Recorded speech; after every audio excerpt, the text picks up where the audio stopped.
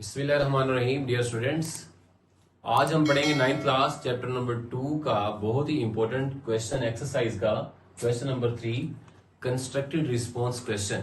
Constructed response question बच्चों, जो आप बुक के अंदर से जो टॉपिक्स पढ़ते हैं उन टॉपिक्स के अंदर से कॉन्सेप्चुअल किस्म के सवाल निकाले जाते हैं। उनका कॉन्सेप्चुअल किस्म के सवाल जो हैं ये हमारे बोर्ड एग्जाम में 25% में इंक्लूड होंगे। तो इसका मतलब ये हुआ कि constructed response question according to board pattern बहुत ही इंपॉर्टेंट क्वेश्चन है। तो मैं पहला क्वेश्चन रीड करूंगा जिसके आंसर्स मैंने यहाँ पे लिखे हुए हैं। तो साथ साथ आप अपने अपने आंसर्स को अपने पास नोट भी करते जाएंगे और बात को समझते भी जाएंगे। तो मेरे पास जो पहला बच्चों क्वेश्चन है कंस्ट्रक्टेड रिस्पॉन्स में वो ये है, why does the energy of electron increase as we move from first shell to second shell. कहता है इलेक्ट्रॉन की एनर्जी क्यों इंक्रीज हो जाती है जब एक इलेक्ट्रॉन पहले शेल से दूसरे शेल में जाता है। देखें, एक तो इसमें दो रीजंस है। एक तो जितना डिस्टेंस न्यूक्लियस से ज्यादा हो जाता है, हम यहाँ पे बना लेते हैं। देखें, ये एटम का न्यूक्लियस हम फर्ज करते हैं, ये हमारे पास फर्स्ट शेल है, ये हमारे पास सेकंड वाला शेल है, ये हमारे पास थर्ड वाला शेल है।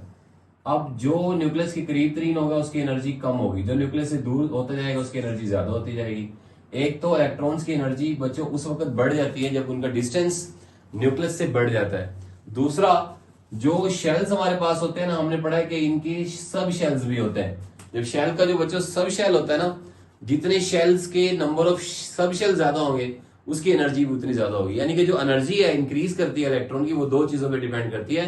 एक, उसका न्यूक्लियस से जितना ज्यादा फासला है उसकी एनर्जी ज्यादा होगी, और दूसरा शेल के जितने सब शेल ज्यादा होंगे उसकी एनर्जी ज्यादा होगी। तो यहाँ पे बात हो रही है फर्स्ट और सेकंड शेल की, तो हम रीड कर लेते हैं। कहता है because first shell has only one sub shell, क्योंकि जो पहला हमारे पास शेल होता है ना बच्चों, उसका सिर्फ एक ही सब शेल होता है। जैसे के जो है उसका एक ही सब शेल होता है s, and second shell has two sub shell, और जो दूसरे वाला शेल होता है उसके दो सब शेल होते हैं। More the distance from nucleus, जितना न्यूक्लियस से डिस्टेंस ज्यादा होगा, and more sub shell of a shell, और शेल के जितने सब शेल ज्यादा होंगे, increase the energy of electron, electron की एनर्जी बढ़ती जाएगी। तो दो रीजंस यहाँ पे हमें समझ आई हैं। एक तो डिस्टेंस ज्यादा होगा न्यूक्लियस से, और दूसरा जो है नंबर ऑफ शेल जो है ना वो ज्यादा होंगे। दूसरा क्वेश्चन बच्चों मैं रीड करता हूं।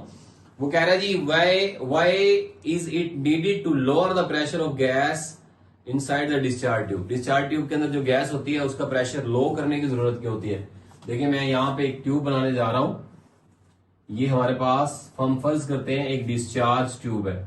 अब इस डिस्चार्ज ट्यूब को बच्चों हम जो है ना गैस के मॉलिक्यूल से भर लेते हैं। ठीक है, ये हमने इसको भर लिया। ये हमारे पास हमारा एक कैथोड लगा हुआ है, इसको हमने बैटरी के साथ कनेक्ट किया हुआ है। कैथोड में से जब बच्चों रेडिएशन निकलेंगी, आगे तो बहुत सारे गैस के मॉलिक्यूल्स हैं। ये गैस के जो मॉलिक्यूल्स हैं, ये इलेक्ट्रॉन जाके गैस के मॉलिक्यूल के साथ टकराएंगे तो ये तो फ्लो ही नहीं कर सकेंगे। ठीक है, जब बहुत सारे गैस के मॉलिक्यूल यहाँ पे इकट्ठे हुए होंगे और यहाँ से निकलने वाले इलेक्ट्रॉन गैस के मॉलिक्यूल के साथ टकरा के वापस आ जाएंगे, तो करना क्या होगा, करना ये होगा कि गैस का जो प्रेशर है बच्चों ये बहुत कम करना पड़ेगा।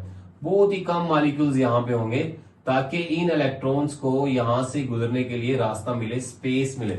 जितना आप इनसाइड द डिस्चार्ज ट्यूब जो है वो प्रेशर कम कर देंगे, मॉलिक्यूल उतने कम हो जाएंगे और इलेक्ट्रॉन को कैथोड से एनोड फ्लो करना आसान होगा और करंट भी फ्लो होगा और डिस्चार्ज ट्यूब भी हमारी रोशन हो जाएगी। तो मैंने यहाँ पे लिखा है, एट ऑर्डिनरी प्रेशर, आम प्रेशर के ऊपर current does not flow, current flow नहीं करता इन discharge tube because more gas molecule resist the electron, क्योंकि जितने ज्यादा मॉलिक्यूल होंगे ना वो इलेक्ट्रॉन को रेजिस्ट करेंगे, यानी कि रोकेंगे, टू फ्लो फ्रॉम कैथोड से एनोड की तरफ, कैथोड से एनोड की तरफ फ्लो को वो रोकेंगे। सो लो प्रेशर है फ्लो मोर इलेक्ट्रॉन, जितना प्रेशर कम होगा फ्लो ज्यादा होगा, because number of molecule in less in low pressure, क्योंकि जितना आप प्रेशर लो कर देंगे ना, नंबर ऑफ मॉलिक्यूल्स जो है जब कम हो जाएंगे तो फिर फ्लो ज्यादा हो जाएगा, इलेक्ट्रॉन को गुजरने के लिए रास्ता ज्यादा मिलेगा। तीसरा बच्चों जो हमारे पास क्वेश्चन है मैं इसको रीड कर रहा हूं। What is the classical concept of an electron? एक इलेक्ट्रॉन का क्लासिकल कॉन्सेप्ट क्या है? How has this concept changed with time? और वक्त के साथ ये कैसे चेंज हो गया? हमें जो इलेक्ट्रॉन का कॉन्सेप्ट बच्चों जो दिया था ना, वो the classical concept of an electron proposed by J Thomson. J Thomson ने हमें इलेक्ट्रॉन के बारे में बताया था, क्योंकि जब डिस्चार्ज ट्यूब एक्सपेरिमेंट हुआ था, सर विलियम क्रुक्स ने ट्यूब के अंदर एक्सपेरिमेंट किया था कैथोड रेज का, तो कैथोड रेज को असल में जो नाम दिया था वो जे थॉमसन ने दिया था कि ये नेगेटिवली चार्ज पार्टिकल होते हैं जो एक एटम का हिस्सा होते हैं। वक्त के साथ साथ ये कॉन्सेप्ट कैसे चेंज हो गया, तो हम इन तीन चीजों में देखें, इसको देख से हम 3 पॉइंट्स लिख देंगे।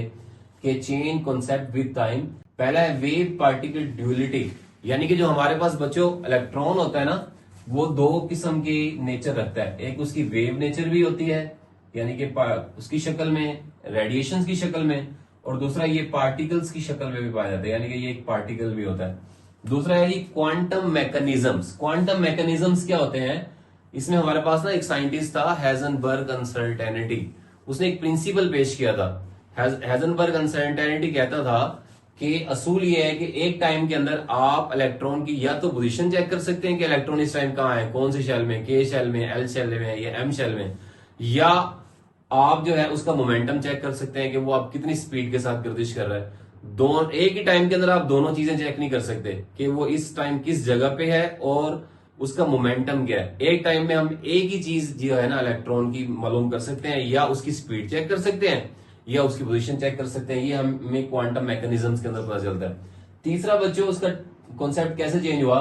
Standard model of particle physics, यानी कि फिजिक्स के अंदर इसको एक स्टैंडर्ड मॉडल ये मिला कि ये एक फंडामेंटल पार्टिकल है एटम का, क्योंकि इसके ऊपर नेगेटिव चार्ज होता है। नेगेटिव चार्ज होने की वजह से न्यूक्लियस या प्रोटॉन इसको अट्रैक्ट करते हैं, जिसकी वजह से जो है ना ये एक फंडामेंटल पार्टिकल बन जाता है। तो ये टाइम के साथ जो है ना इसका कॉन्सेप्ट भी चेंज हो गया।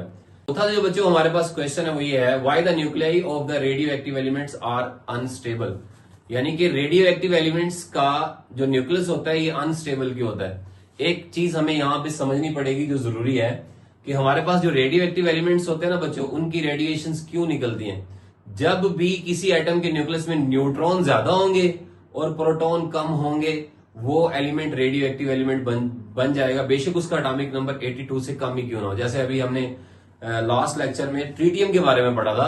ट्रीटियम के अंदर ट्रीटियम का मास, एटॉमिक मास 3 था, एटॉमिक नंबर 1 था। 3 में से आपने एक निकाला था, 2 न्यूट्रॉन थे और 1 प्रोटॉन था। न्यूट्रॉन ज्यादा होने की वजह से ट्रीटियम रेडियो एक्टिव एलिमेंट बन गया था। तो ये हमारे पास जो रेडियो एक्टिव एलिमेंट्स होते हैं ना बच्चों, इसमें न्यूट्रॉन्स की तादाद इम्बैलेंस होने की वजह से, न्यूट्रॉन और प्रोटॉन न्यूट्रॉन ज्यादा होते हैं जो न्यूट्रल पार्टिकल है, और प्रोटॉन कम होते हैं। जब न्यूट्रॉन ज्यादा होंगे और प्रोटॉन कम होंगे तो वो एलिमेंट रेडियो एक्टिव बन जाएगा। अब देखें, the nuclei of radioactive elements are unstable, कहता है रेडियो एक्टिव एलिमेंट्स का न्यूक्लियस अनस्टेबल क्यों होता है, ये अपनी पोजीशन छोड़ के किसी दूसरे एलिमेंट में क्यों कन्वर्ट हो जाता है? Due to imbalance of proton and neutron, क्योंकि इसमें प्रोटॉन और न्यूट्रॉन इम्बैलेंस होते हैं। अब जैसे हमारे पास यूरेनियम है, इसका मास नंबर 238 है, एटॉमिक नंबर 92 है। इसका मतलब है इसमें प्रोटॉन जो है ना वो 92 है। जब आप 238 में से 92 निकालेंगे तो 146 न्यूट्रॉन बनेंगे। अब न्यूट्रॉन ज्यादा होने की वजह से ये जो है ना अनस्टेबल हो गया, यानी कि ये रेडियो एक्टिव हो गया। जैसे ही इसमें से रेडिएशन निकलेंगी ये थोरियम के अंदर कन्वर्ट हो जाएगा, जिसका मास नंबर 234, एटॉमिक नंबर 90, और साथ में एनर्जी रिलीज हो जाएगी। अभी भी ये आप इसको जो है स्टेबल नहीं कह सकते, क्योंकि अभी भी इसका जो न्यूट्रॉन अभी भी ज्यादा है। तो जैसे 234 और 90 को ये जब ये रेडिएशन खारिज करेगा तो ये प्रोटेक्टिनियम में कन्वर्ट हो जाएगा, तो ये भी अनस्टेबल ही होता है। तो यहाँ पे हमें ये बात समझनी है कि जैसे ही न्यूट्रॉन की तादाद ज्यादा हो जाएगी ना तो वो एलिमेंट रेडियो एक्टिव एलिमेंट में कन्वर्ट हो जाएगा। क्वेश्चन नंबर 5 और लास्ट हमारा बच्चों क्वेश्चन है, during the discharge tube experiment, जब डिस्चार्ज ट्यूब के एक्सपेरिमेंट्स हुए, how did the scientist concluded that, यानी कि साइंसदानों ने ये कैसे नतीजा अखज किया, they have same number of electron and proton are present in all elements, के एक एलिमेंट्स के अंदर प्रोटॉन और इलेक्ट्रॉन कैसे बराबर होते हैं। तो जब बच्चों उन्होंने एक्सपेरिमेंट किया तो उन्होंने देखा कि एक एटम के अंदर पॉजिटिव और नेगेटिव चार्जेस बराबर होते हैं। अब पॉजिटिव चार्जेस क्या है, प्रोटॉन, और नेगेटिव चार्जेस क्या है, इलेक्ट्रॉन। तो जाहिर है जब उन्होंने एक्सपेरिमेंट में प्रोटॉन और इलेक्ट्रॉन देखे ये तो सेम है, तो पॉजिटिव और नेगेटिव चार्जेस जब उन्होंने देखे कि ये तो एक जैसे हैं, तो वही नतीजे पे पहुंचे कि एक एलिमेंट के अंदर जो प्रोटॉन और इलेक्ट्रॉन की तादाद एक जैसी होती है, इस वजह से एक एटम न्यूट्रल भी होता है। तो scientist concluded that the discharge tube experiment an atom is neutral particle because have same number of positive and negative charges, क्योंकि एक एटम के अंदर पॉजिटिव और नेगेटिव चार्जेस सेम होने की वजह से उसके इलेक्ट्रॉन और प्रोटॉन भी बराबर होते हैं। उम्मीद है आज आपको हमारा ये लेक्चर समझ आया होगा। तो हमारे लेक्चर इसी तरीके से देखते रहें, हमारे चैनल को जरूर सब्सक्राइब करें, हमारी वीडियो को लाइक करें। मिलते हैं न्यू लेक्चर के साथ। Thank you so much.